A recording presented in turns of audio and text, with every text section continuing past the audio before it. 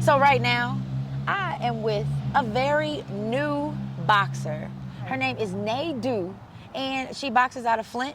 Yes. Ndeye, right now we are here at the Glass City Center in Toledo, Ohio for the 2023 USA Boxing Women's Tournament. And you have just entered your second tournament in 3 fights. So can you tell us a little bit how that feeling has been? What's it been like coming out of the gate, winning tournaments, and now coming to this tournament?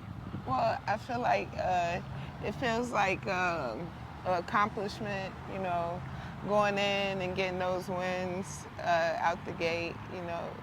It makes you feel empowered, you know. And you know what I want to bring people up to speed. So when she says out of the gate, your first fight, Yes. you compete in the Michigan State Golden Gloves tournament. Yes. And you win the tournament. Yes. Then your second fight that happened in the 2023 USA Boxing Women's Tournament, Yes. you stop your opponent. Yes. So now we're on our third fight, Yes. and you happen to lose your third fight against a more experienced fighter. Yes. And so that's, you know, where we are in Ndeye's career, her third amateur fight. So you're talking about bouncing back or growing from this loss. Yeah. Can you tell me what you learned from that loss? I learned that there are people that you will substantially come across that are, you know, that can match your strength and your abilities or even be better. And, you know, going through that, you'll learn the things that you need to do more in your fights, you know. So that's what I learned, basically. Got it. Are you able to be specific about what you will, like what specifically did you learn from this loss and what will you carry over to your next fight? I learned, you know, I need to tighten up, you know, work on some more defensive tactics, you know, listen to my coaches more, keep my hands up, you know, just different things that, you know, need to be tightened up to be a better boxer. You know? Got it. And you know what? So I hear boxers talk a lot about how they need to listen to their coaches. But it seems like you're not, I mean, you have your coaches for a reason. You have your coaches for guidance. You have your coaches to look up to them and to listen to their expertise. So why is it so hard for a boxer to listen to the coach during game time or during the bout? I feel like sometimes it's like the anxiety in the fight, you know, and then in the ring you see you and your opponent, you know, so it's kind of hard to tune in to your coaches 24/7, but when sometimes you do clock in and you hear your coach and you try to, you know, do the things that they tell you to do verbally. So I think it's really interesting that a new boxer, you say, hey, my coaches are here, they're in my corner, I listen to them, but then when the fight happens, it's a whole new ball game. And it's interesting for me to hear you say that because I know that, I mean, Coach D, Coach Chris is your coach, and then world-renowned boxer Claressa Shields is also your coach. The GWOAT is your coach. So can you talk to me about what's it like having a coach that is as world-renowned as a Claressa Shields? I mean, it feels amazing, first of all, to have her support, you know, and I'm very grateful for that. And then the ability, you know, to be able to turn to her and get her advice, and she takes her time to work with me, you know, to understand. The other parts are on me, of course, to put in that work and, you know, lock in on the things that she's teaching me.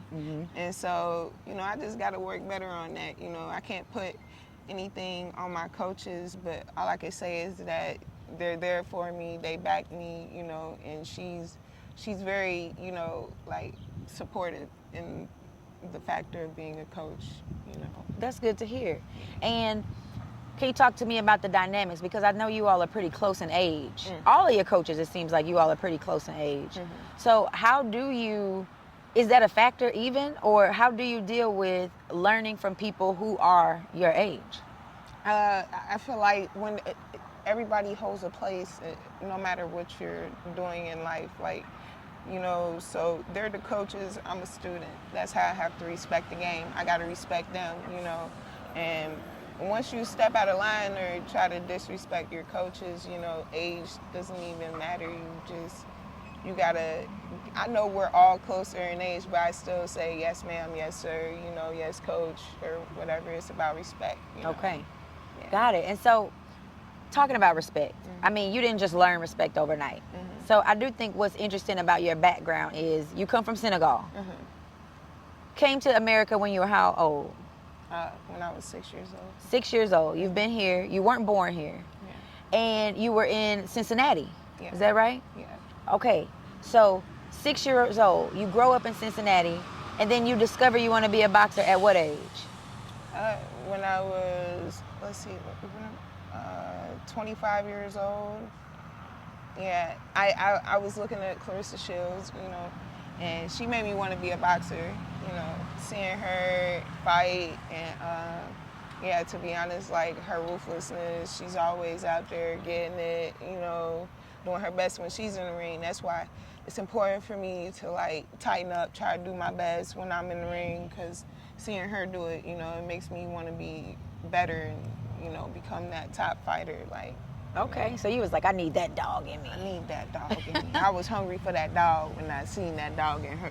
Clearly you were hungry because you relocated from Cincinnati to Flint full time to go full throttle to find that dog that's within. Yeah. Do you feel like that sacrifice has been paying off?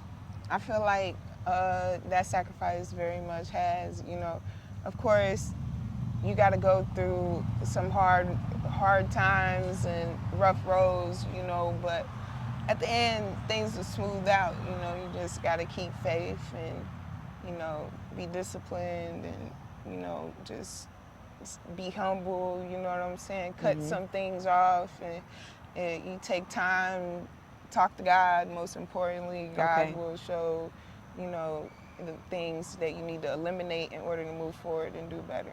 Okay, got it. And speaking of doing better and moving forward, what goals do you have for yourself as a boxer moving forward? My goals is to continue, not only continue training, but to go harder in my training. Okay. And to, you know, like, just beat it in and, you know, just progress and train more, you know, until I see the progression that it takes to be, you know, that top champion, because I want to be the top in my class. So. Okay, that's what's up. I mean, aiming for the top to me sounds like a great way to go. Yeah. Is there any words of encouragement that you want to give to maybe people just starting a new endeavor, people who may want to pick up and leave and do something completely new? Is there anything like you can tell them to maybe just help them get that first foot stepping?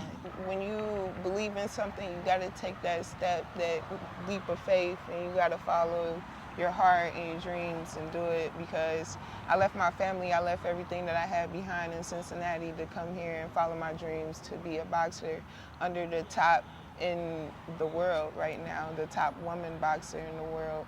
And so, you know, when you believe when you believe in yourself, other people will believe in you, you know. And so you gotta work hard, you know, keep working hard. Sometimes you gotta leave things just to become better and even grow from just a little bit that you have, you know.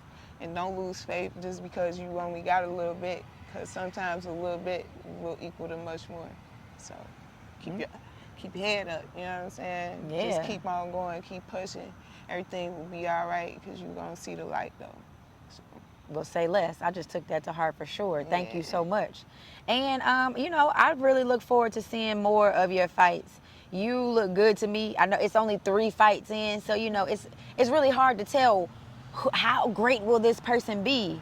But with the guidance that you have and the just natural athletic ability that you have, I have no doubt that you're going to do a great going forward. So I look forward to seeing you in the future Ladies and gentlemen, this is Ndeye Diouf. I will make sure we post her name so you can spell it right. Ndeye, tell us, how do we find you on Instagram or Facebook, or where do we follow your journey? Okay.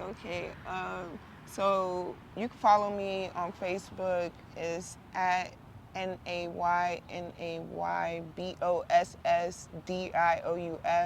Ndeye Diouf, on Facebook and Instagram. All right, say less. Well, thank you so much for talking to me. Thank you. And I appreciate it. Good job. Until next time. Until next.